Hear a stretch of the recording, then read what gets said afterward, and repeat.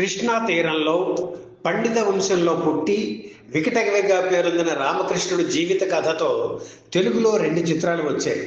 తొలి సినిమా 1941లో వచ్చింది.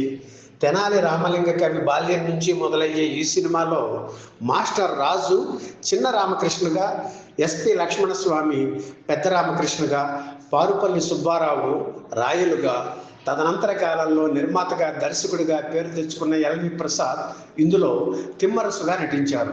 దర్శక పితామహుడు హెచ్ఎం రెడ్డి ఈ సినిమాను స్వీయ దర్శకత్వంలో నిర్మించారు. రెండవ తెనాలి రామకృష్ణ చిత్రం 1956లో వచ్చింది.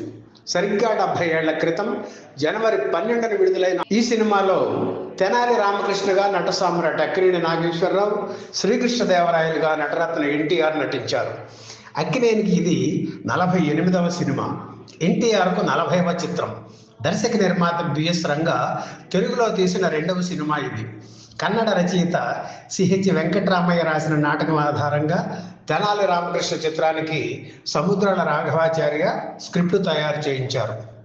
తెలుగు తమిళ భాషల్లో తెనాలి రామకృష్ణ చిత్రం తీశారు రంగా. 2 భాషల్లోనూ ఎన్టీఆర్ నటించారు. తెలుగులో రామకృష్ణ పాత్రను అక్కినేని, తమిళంలో శివాజీ గణేశన్ పోషించారు.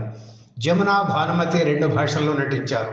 అసలు ఈ చిత్రంలో కృష్ణసాని పాత్రను భానుమతి పోషించడం ఆ రోజుల్లో విశేషంగా చెప్పుకున్నారు. ఎందుకంటే అది హీరోయిన్ పాత్ర కాదు, ఒక రకంగా వ్యాంపు వేషం. తన అందచందాలతో రాయల వారిని బుట్టలో వేసుకుని ఆయన్ని దెబ్బతీయాలని చూసే పాత్ర. అప్పట్లో భరణి స్టూడియో నిర్మాణం కోసం భానుమతి రామకృష్ణ దంపతులు అప్పులు చేయాల్సి వచ్చింది. వాటిని తీర్చడం కోసం భానుమతి ఒప్పుకున్న చిత్రాల్లో తెనాలి రామకృష్ణ చిత్రం ఒకటని చెబుతారు.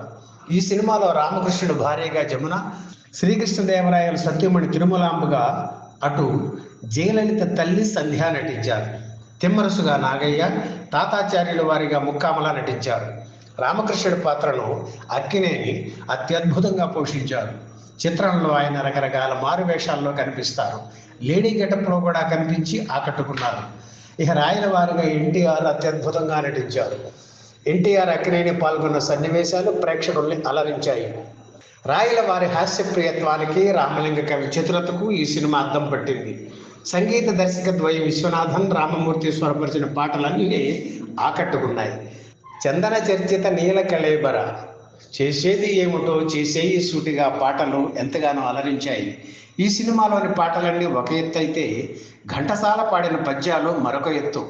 ఈ పద్యాలు పాడినందుకు ఘంటసాల పారితోషికం తీసుకోవడానికి అంగీకరించలేదట. చిన్న చిన్న పద్యాలు బాబు, వాటికి పారితోషికం ఏమిటి అని తిరస్కరించారు సున్నితంగా. అయితే దర్శక నిర్మాత బిఎస్ రంగా ఊరుకోకుండా పద్యానికి 100 రూపాయల చొప్పున లెక్క కట్టి ఘంటసాల ఇంటికి వెళ్ళి ఆయన సతీమణికి ఇచ్చి వచ్చారట. ఆ తర్వాతి కాలంలో అక్కినేని నటించిన మంచి మనసుల చిత్రంలోని శిలలపై శిల్పాలు చెక్కినారు పాటలో తెనాలి రామకృష్ణ చిత్రంలోని ఎన్టీఆర్, రాయల వారి గెటప్ షాట్స్ ఉపయోగించడం విశేషం. ఎన్టీఆర్, ఏఎన్ఆర్, భానుమతి కలిసి నటించిన ఏకైక చిత్రం తెనాలి రామకృష్ణ. ఈ సినిమా విజయవాడ మారుతి టాకీస్లో 9 వారాలు ఆడింది. తొలి విడుదల కన్నా రిపీట్ రన్స్లో బాగా ఆడింది. జాతీయ స్థాయిలో ఉత్తమ ప్రాంతీయ చిత్రంగా రజత పథకం పొందింది. ఈ వీడియో మీకు నచ్చితే లైక్ చేయండి, షేర్ చేయండి, వెంటనే సబ్స్క్రైబ్ కూడా చేయండి.